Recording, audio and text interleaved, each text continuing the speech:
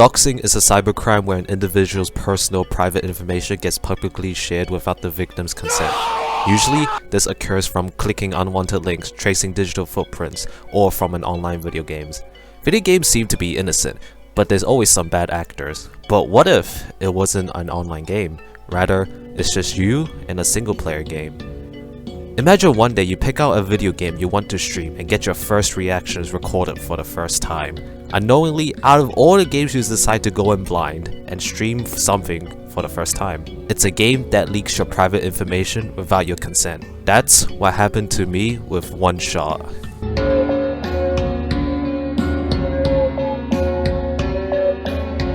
Okay, sorry for the clickbaity title because it wasn't that serious, but there were some moments that made me decide to private part 1 and 2 of the stream because there might have been information that was personal, but I wasn't sure, so better safe than sorry. OneShot is a meta-narrative puzzle-based adventure game, and with it being meta, you can kinda see how it could have accidentally revealed some personal details about me.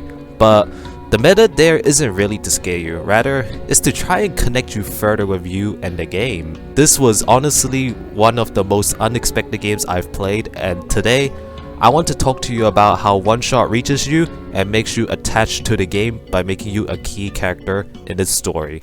Just a heads up, there'll be massive spoilers for OneShot ahead. If you haven't played the game, I highly recommend checking it out and playing it yourself instead of watching others play it.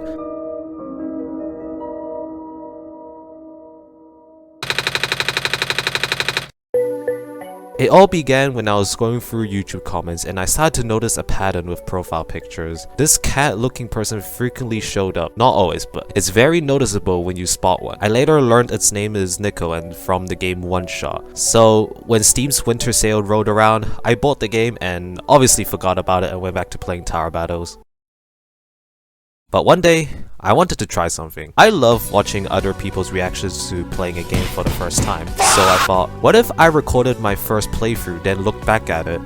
So I waited for the perfect time to stream it instead of recording the game. Turns out that's what happens when you don't do background research on a game before streaming it. Oh my gosh. Okay, hopefully it doesn't show that. Like, I'm getting doxxed here. No, what the heck? Oh my god. Okay, basically it says my name, but my name's already been said by my friends in the other stream. But I don't want this game to be doxing me like that. The first instance from this game is when, after finding the code, which totally didn't take me a while because I didn't realize you could hold an item and go to the very obvious window that shone light. You input it into the computer and after a few messages, a real pop-up will activate and it shows your computer name. Now on the stream, luckily I was streaming the game window and not my monitor. But my luck will run out immediately when they used it in the dialogue boxes. What did doxing me? Okay, well, alright. Now I understand. This, my name is gonna be mentioned. I'm gonna accept the fact that I'm gonna be doxed, and I'm apparently a god. I was contemplating whether to change my name or not since I had the option, but to make the game feel more real to me, I decided to just screw it. My name is public anyways because my friend wouldn't stop saying my real name. The next few incidents were due to how I was streaming it. By recording the game window, at some point I had to show the other parts of the game that's on another window, but while adjusting settings, I accidentally showed my computer background twice, which I wasn't sure if any of the files were important to keep private, and that was it. Yeah, after the title, after the story, it wasn't really that big of a deal, I just needed a hook. But although there is something interesting with the whole 4-4 break and its connection to me, throughout the stream, I jokingly kept bullying Niko. I don't care if it hurts to breathe, just go in. What if I just quit and record your progress? Yep. Can you hear me? Nah. Okay, Phil, what happened? Everything went pitch black for a second. It's gonna close the game again. I don't know why this keeps happening. I actually really like this. Okay, I think I've exhausted the dialogue now.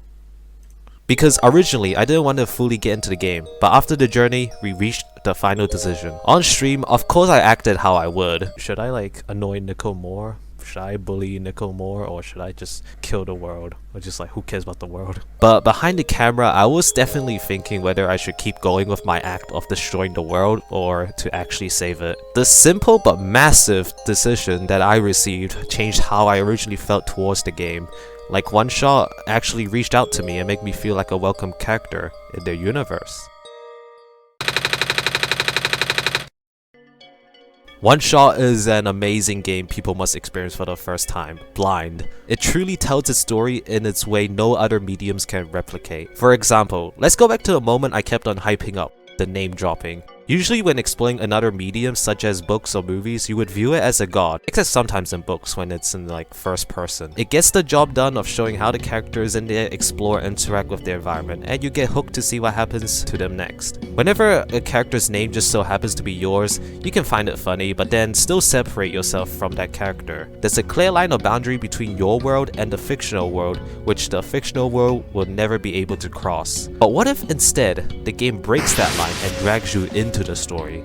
This is what happens with OneShot by directly referring to your name, well, more like a computer name, and later with Prophet Bot referring to you as a god in their prophecy. Now to me, I didn't really care. I still had that sociopathic mindset for this game, well, any games. But it definitely works by making you feel that you truly have a power that you must make great use of, and with that power it comes with responsibilities, guiding Niko home. That opens the path to create an emotional bond to a fictional character, and this was 100% the first step in doing so for me. Throughout the journey, Niko will either address you in a conversation they have with an NPC or talk to you like a one-on-one conversation. Now these moments definitely made me feel like an actual person. Niko shows who I am, and instead of sidelining me, they actually want to include me, and that slowly made me care more about a fictional character. Usually when you are mentioned, it's always like a player. You just take control of a character in game and call it you, or the name if it has one, which disconnects you more from their reality. But in this game, Niko reminds you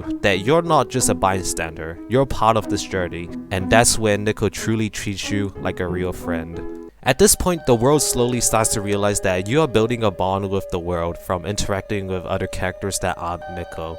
The world decides to remind you that every other character isn't tamed except for Niko. There we must remember our mission of guiding Niko home. The word tame shows up frequently, and Niko is confused, especially when the robots they have been speaking to say that they aren't tamed, despite Niko wanting to help them and actually talk to them like a person. Man, I would go more in depth of what tame means in this world, but I don't really know. Oh man. Maybe the meaning of the word will be deeply explained later in the game, right? Eventually, we arrive at the tower that the computer at the very start of the game told us to go to, and the world separates us from Niko. After everything, after the adventure, after the bonding, the game redraws a line of barrier and we lose contact of Niko. Doesn't matter what we try and do now, that's it. The story suddenly ends. The world believes your role in the world is finished and now pushes you out of it, compared to at the start where everything pulled you in, like Niko. This is a great way of the game mimicking real world grief of losing someone where you finally felt important. We explored this world and characters and it felt real to us. Then we just got cut off from it. Now obviously I didn't believe this was the end of the game. There's no way the story abruptly ends there. It's like finally making a friend at school to then never show back up the next day because you moved out of town. Maybe the game is trying to tell us that our role in the story is done and it's time to let it go even if it hurts. And we return to our boundary, our reality. We have guided Niko, a real character, back home, and it's time to face the truth that it's a fictional world we're saving. Until you find a loophole. Upon rebooting the game onto the scene where Niko is sleeping, a new mysterious character, the Author, will tell us that this isn't the end of the story and that we must open up another program that has a clover symbol on it. Throughout the game, the clover, exactly the three-leaved one, is used as a symbolism. It's never pointed out directly except when Niko mentions it once on the journal cover you obtained earlier. Upon opening the clover program, then the game, we are presumably in Niko's dream, and we call their name. After being separated, we finally get to at least call their name, to let them know that we're still here. This boosts ours and Niko's hope to maybe that wasn't a goodbye, and maybe that's what the clover symbol meant. The clover symbol is typically represented as hope, and in this scenario, despite everything the world tried to tell us, there's still indeed hope. Even if everything around is dark, Niko wakes up thinking we're back, yet when they try to call us again, we are still separated. Niko loses that hope they just gained, but the author wants to remind Niko again the story isn't finished by inserting a clover in Niko's pocket. This clover symbolism is very powerful between making things feel alive. Literally, one of the yellow phosphor is an amber with a clover on it, which is used to remind the robot where to go in this world, making it alive to help us guide Niko to the tower. So with the clover in Niko's pocket, we remind Niko our true mission, and the world gets mad at us for finding out the story didn't end there, and that us and Niko are actively trying to reconnect our role into the story.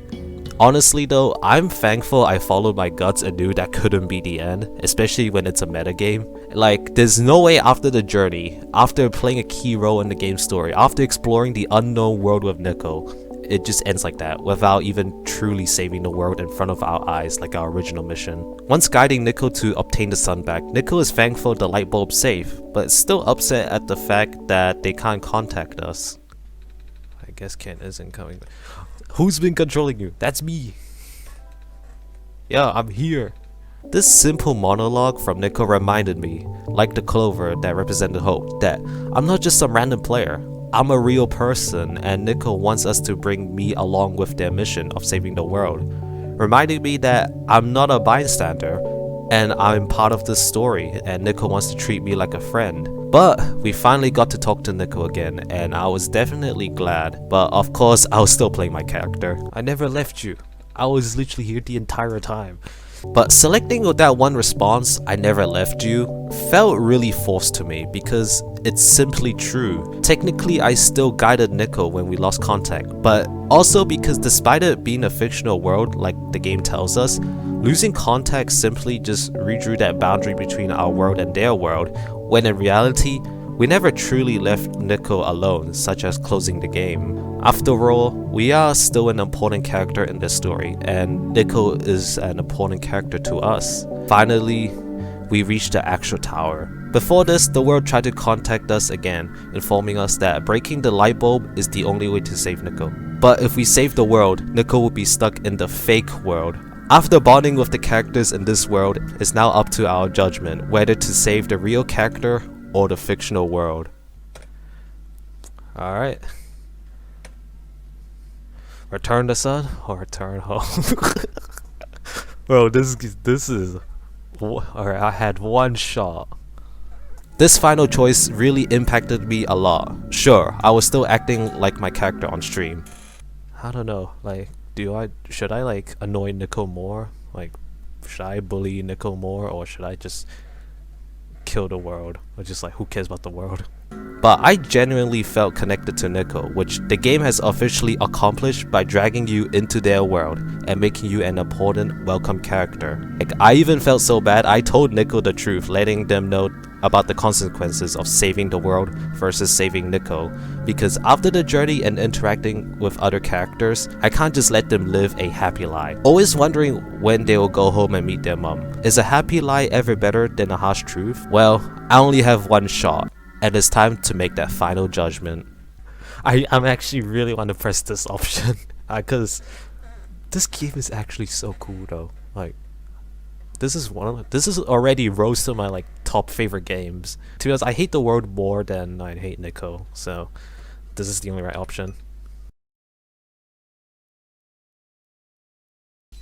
Oh, the window is shaking. We finally say our true goodbye as Niko literally leaves the game window to reunite with their mother. I mean, you saw it, right? At the beginning of the game, I wanted Niko to smash the sun with like the crowbar and stuff, so thank you for everything. Wait, Niko is actually going through my computer screen. Wait, it actually went on my desktop. Like, it actually went out of the window. You could do that the entire time, Niko? I hate you.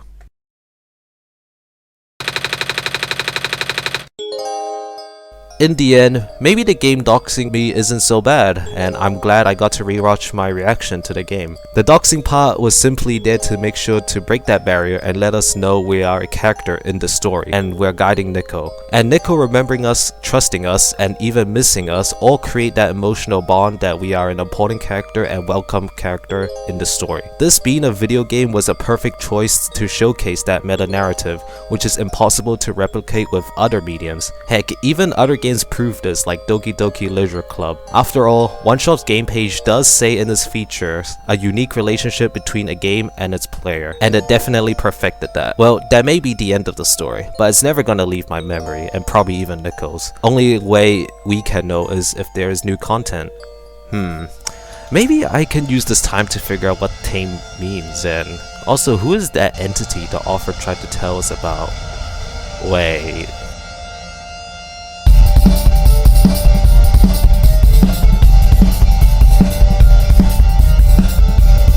In life, there's one shot.